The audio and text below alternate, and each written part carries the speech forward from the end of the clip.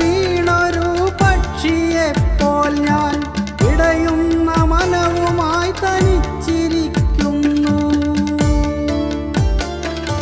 ചിറകറ്റു വീണൊരു പക്ഷിയെപ്പോൽ ഞാൻ ഇടയുന്ന മനവുമായി തനിച്ചിരിക്കുന്നു. നീ ഇന്നെൻ്റെ സ്വന്തമല്ലെങ്കിലും എന്നുള്ളിൽ